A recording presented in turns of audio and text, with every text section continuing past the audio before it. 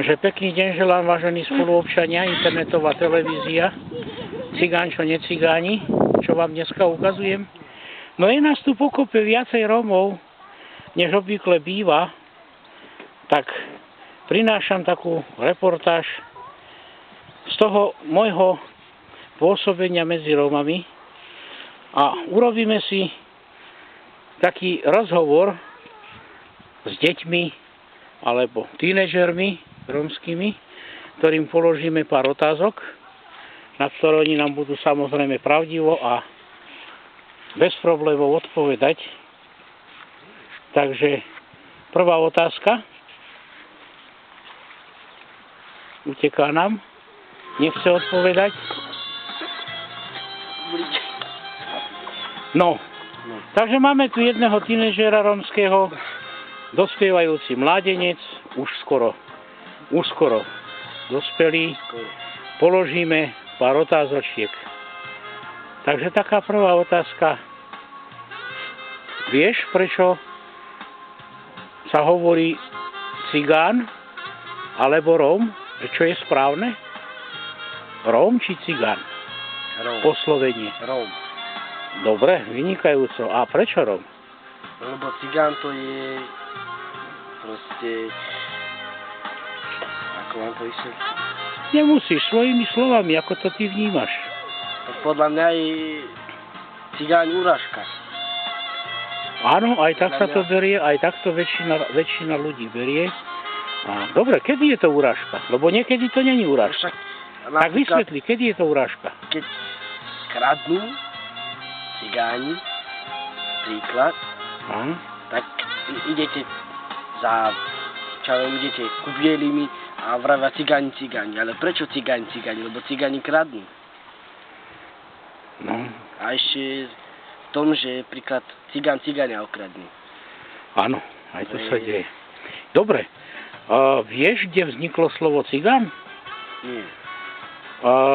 Keď hovoríš, že oslovenie pre nás je Róm, to správne, tak vieš, odkiaľ pochádza slovo Róm? Prečo Róm? Prečo v našom jazyku nie je iné pomenovanie, oslovenie nás samotných, len Róm? Premýšľal si o tom? Mám takú hlave. No skús nám to povedať. Lebo s tými, čo rozprávam, a rozprávam s veľa ľuďmi, mi to nepovedal doteraz nikto. A nie, že mladých, ale ani tí, ktorí dokonca... Že odkiaľ pochádza slovo Róm? Podľa mňa je to z Indii. Áno, hovorí sa, že stadiaľ pochádzame. Ale stále sa hovorí o Rómoch a stále nevieme, že čo to je Róm, kde to vzniklo, čo to slovo znamená a kde vzniklo, prečo sa voláme Rómov a prečo sa nevoláme inak. Lebo my sme takí, máme pleť inú ako... Nie, osadníci. Ale... Dobre, je to ťažká otázka, preto som sa touto otázkou zaoberala ja. A 40 rokov som nemal na ňu odpoveď. Teraz, keď na ňu odpoveď mám a zverejnil som, že odkiaľ pochádza slovo Róm, tak ma idú trestať na 8 až 15 rokov väzenia, pretože som vyzradil oficiálne tajomstvo judaistického náboženstva, ktoré vlastne zmanipulovalo celý náš pôvod Rómov a odtiaľ pochádza, to znamená, že slovo Róm je od počiatku ľudstva. Ak sa teda hovorí, že je ľudstvo 10 až 12 tisíc rokov staré, tak 10 až 12 tisíc rokov existuje slovo Róm. Najskôr sme sa volali Kaini, do potopy sveta. Po potope sveta sme od tretieho syna Cháma, ktorému sa narodil syn a pomenoval ho Hamas a od neho pochádza slovo Róm. Takže teraz to vieš úplne presne. Tak. A ďalšia otázka. Si hrdý na to, že si Róm? Prosím? Si hrdý na to, že si Róm? Áno. Dobre. Máš rád gáčov? Nie, proste ja sa povyprávam s barským Pokiaľ je to normálny človek, s ktorým sa dá povyprávať, tak mi je to jedno, či je to cigáň, alebo gáčo, alebo je to žltý, alebo je to zesný. Proste mi to jedno. Hlavne je, že sa s tým človekom dá povyprávať. Takže nemáš ich nenávisti. Nie. Čo si myslíš? Oni majú radi nás? Oni nás nemajú radi preto, lebo napríklad je veľa cigáňov, ktorí sú dobrí, ale je veľa cigáňov, ktorí sú zlí, ktorí kradnú a potom tých dobrých cigáňov odsudzujú. Áno. Áno, stretávaš si sa. Aj si sa s tým stretol, už určite, pravda. Dobre, položíme ďalšiu otázku. Čo si myslíš o tých, ktorým hovoria, že Kotlebovci? Vieš, o koho sa jedná? No, Čo o nich vieš a čo si o nich myslíš? to sú rasisti. Áno. Takto si to počul kde, alebo stretol si sa s Ja ním? sa môžem vyjadriť, ako ja chcem. Samozrejme, úplne slobodne. Môžem, Veď preto je to použiť internetová barďaké slovo, televízia Cigánčo, necigáni, lebo ja dávam všetko naplno von. ja Bez cenzúry. to musím takto. Kotlebovci sú pre mňa degeši, lebo odsudzujú cigáňov. Odsudzujú ich. Áno. Ale voľa, ktorí rákli sú ešte horšie ako cigáni. A to je jedno, či je to gáďo alebo cigáň. Áno. Proste každý kradne, nie, väčšina, bielik a väčšina gáže kradnú. Ale cigáň, gáďo, to je to isté, len máme inú pleť. Dobre, teraz sa ťa opýtam niečo. A mňa poznáš? Tak áno, Čo vieš o mne? že ste poradca, robili ste v bani, Poradca čo? cigáni. Nie. To si sa dopočul určite od starších. No. A čo teraz povieš na to, keď ti poviem, že ja som poradca Kotlebu? Podľa mňa nie. Určite, že ste No není. ale áno, ja to hovorím. Neverím Som. tomu. Prečo si myslíš, že nie? Ja to tvrdím, že áno, ja neklamem. Ale Čo teraz- myslíš, že na jednej strane hovoríš, že áno, oni sú rasisti, fašisti. Na druhej strane ja ti hovorím, že áno, ja som si to myslel. Dokonca som mal zriadené cigánske domobrany proti nim. A zistil som, že oni vôbec nie sú rasisti a vôbec nie sú fašisti. Potom čo sú? A teraz som ja vlastne po ich boku a poviem ti, že sú vlastenci, nič nechcú, len chcú zachrániť svoj štát, svoj národ a chcú, aby ten ich národ bol zachovaný. Štátnosť, národná. Ale potom, prečo odsudzujú oni nás? Počul si určite, že nadávali na cigánov, paraziti, asociáli a tak ďalej. Učočenci a čo? Týkalo sa to tých, o ktorých aj ty hovoríš, a napriek tomu aj ty si cigáň a hovoríš, však niektorí kradnú. Áno, to je A nie pravda. sú to zlodeji teda? Sú. A keď teda ako zlodeji sú a nerobia nič v tomto štáte a priživujú sa len na tých aj slušných, ako si trebárs aj ty, tak nie sú to paraziti? Sú ako? No, je to potom nadávka na všetkých, alebo sa to týka len tých, ktorí naozaj sú takí? Lebo aj ty máš medzi Rómami takých, ktorých nemusíš. Pravda? A niekedy by si bol na nich aj agresívnejší, než aj tí Kotlebovci. V tej osade ja som vyrastal, takže ja viem, ako sa tam žije, ty si tam napriamo, takže viem, pokiaľ si nespravíš miesto, ako v base, tak ho nemáš. Je to tak? A to si ale medzi cigánmi, tam nie sú Kotlebovci. Uvažoval si o tom? Nasmerujem otázku inak.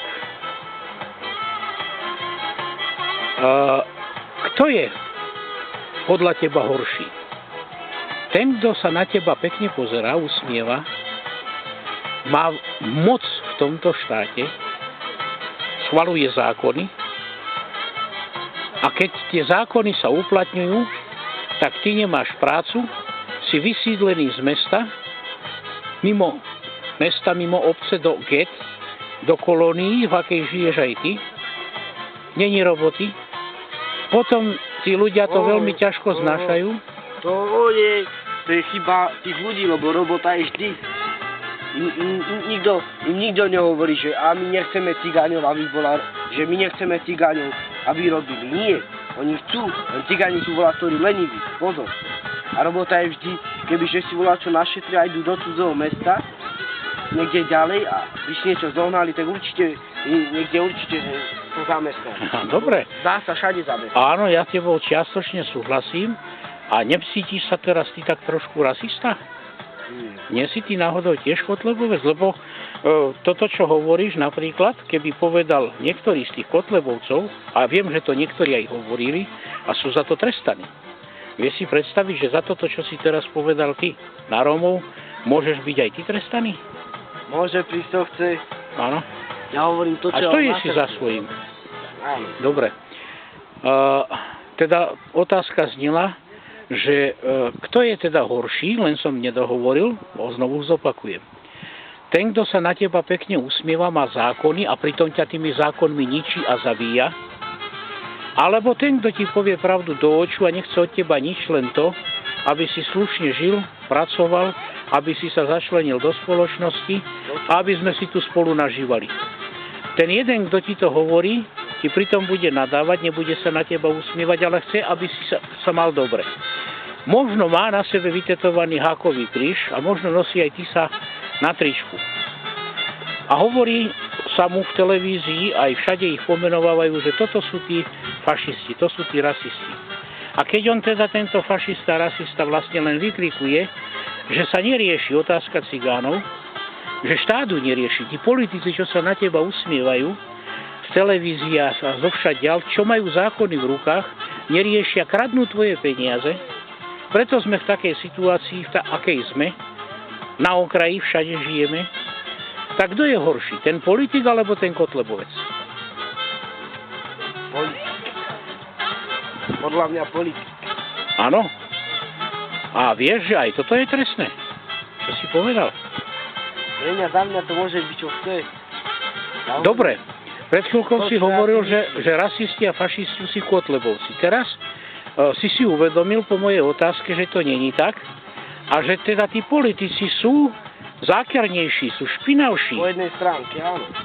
Takže je väčšie nebezpečenstvo to, že ti niekto povie, že si parazit, asociál a v skutočnosti chce, aby sa tvoja otázka riešila, aby si nežil na okraji spoločnosti, aby si sa do nej začlenil a bol plnohodnotný a právoplatný občan. Alebo ten politik ti povie, že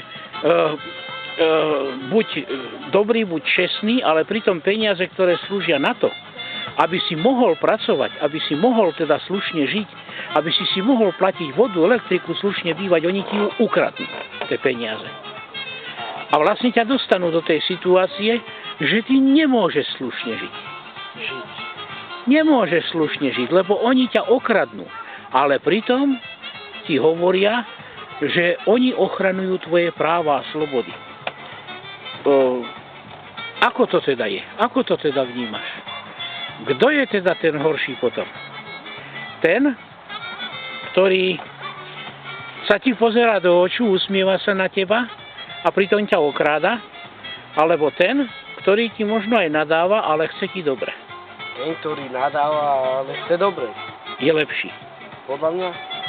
Ty si ale povedal, že potom sú lepší aj tí Kotlebovci, čo tvrdím aj ja, lebo ten politik, a to je aj moja skúsenosť, sa krásne síce pozerá, pekne hovorí v televízii, hovorí o rómskych ľudských právach, ale pritom peniaze kradne pre tých Rómov, sú určené, a tých Rómov vlastne núti zákonmi, aby žili na okraji spoločnosti a nakoniec, keď chcú žiť, tak aj páchali trestnú činnosť. A potom ich za to zatvárajú do base a ukazujú ich v televízii ako asociálov, ako parazitov, ako tých neprispôsobivých a ešte na nich potom štvú všetkých občanov v štáte. Tak kto tu robí tú politiku? Tú zákernú, tú špinavú. Nie sú to tí, čo chodia v kravatách, v limuzínach miliónových a majú zákony v rukách. Oni tvoria zákony. Oni sú zodpovední za to, v akom stave sa aj my nachádzame. Jasné, že my zodpovedáme za svoj život, za všetko, ale tie podmienky nám majú vytvoriť oni. Nerobia to. Nerobili to. A za to idem aj ja do base, že to tvrdím. Chceš ísť so mnou?